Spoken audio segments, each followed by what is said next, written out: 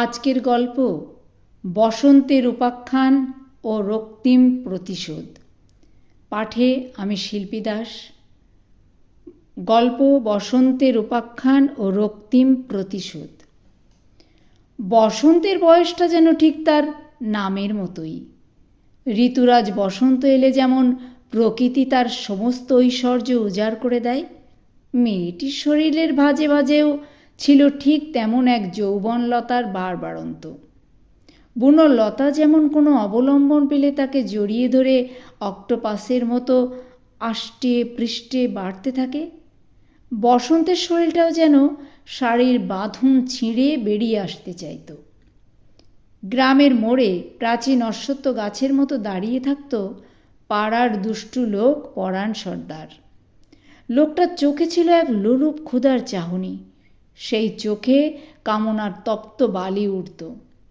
বসন্ত যখন কলসি নিয়ে পুকুর ঘাটে যেত, পরাণ সর্দারের সেই দৃষ্টি তার পিঠের উপর দিয়ে সাপের মতো পিচ্ছিলভাবে বুলিয়ে আনত।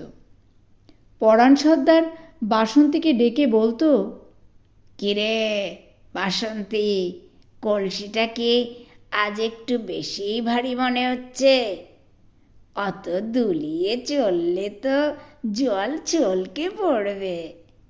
তা দে না, একটু হাত বাড়িয়ে দিই।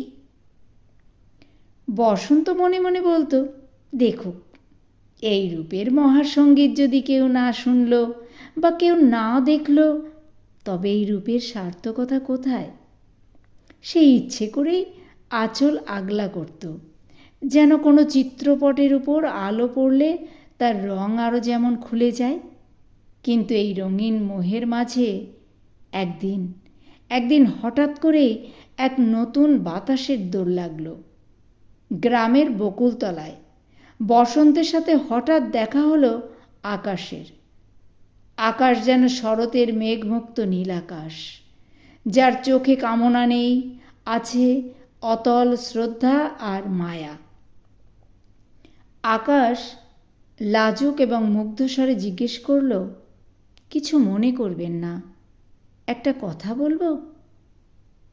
আপনার কপালে ওই টিপটা কি কোনো কৃষ্ণচূড়া ফুলের পাপড়ি, নাকি বিকেলবেলা হাওয়ায় উড়ে এসে আপনার চোখে আশ্রয় নিয়েছে? সেই মুহূর্তে বসন্ত থমকে গেল। সে বুঝল পরাণ সর্দারেরা কেবল তার মাংসের ভাঁজ খুঁজছে, কিন্তু এই প্রথম কেউ তার মনে